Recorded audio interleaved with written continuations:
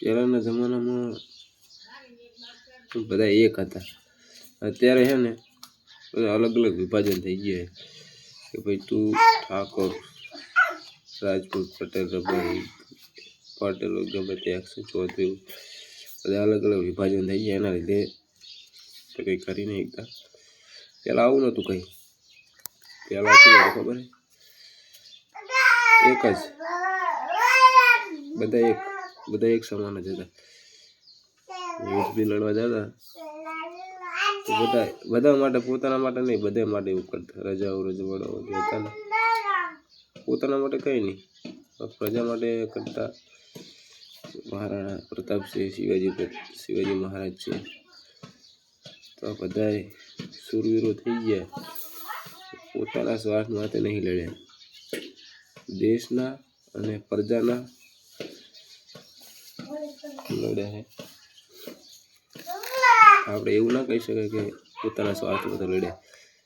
છત્રપતિ શિવાજી મહારાજ એ પ્રજા, એમની માએ કીધું હતું જીજાબાઈએ આપણે સ્વરાજ ઊભું કરવાનું, આખા દેશમાં સ્વરાજ કરવાનું. એ સ્વરાજની લીધે માતાનું માન રાખ્યું, આવું સ્વરાજ ઊભું કર્યું. તો આવા એવા આપણા આવા મોટા મોટા યોદ્ધા આપણી ધરતીમાં જ પાકે છે. હવે ધરતીમાં જન્મ લે છે તો આ ધરતી છે ને એ આમ ગણીએ તો વીરોની છે.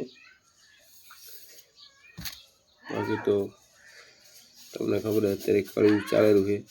તો કળિયુગમાં અત્યારે કેવું ખબર, કોઈનું હે જ નહીં. જેમ ભાઈ તમારે કરો, તમે તમારી રીતે કરો, તમે તમારું કરો, પેલો કે તું તારું કર. તો અત્યારે એવું છે, અત્યારે હગો ભાઈ હગાનો નહીં, એટલું સમજી લેવાનું.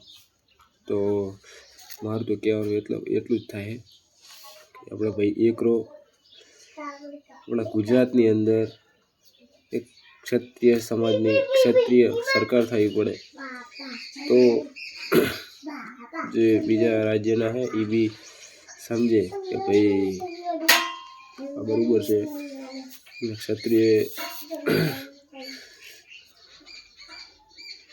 તમે જ્યાં જવું જોઈએ, ક્ષત્રિયો સિવાય કોઈ તલવાર ઉઠાવી જ નહીં. આખા ઇતિહાસ રચો છે એમને. તો ક્ષત્રિયો છે એ હેલફેલ આદમી નહીં, હેલફેલ જાતિ નહીં. તો ક્ષત્રિયો છે ને એ આખા ભારતની અંદર એમનો ઇતિહાસ છે. પેલા જો 1905 ભાગલા પાડ્યા, ભાગલા ગાંધી બાપીએ અંદર ભેગા રહીને પડાયા. બાકી ભારતના ભાગલા ના પડે. પાકિસ્તાન અને ભારત બે એક જ હતું.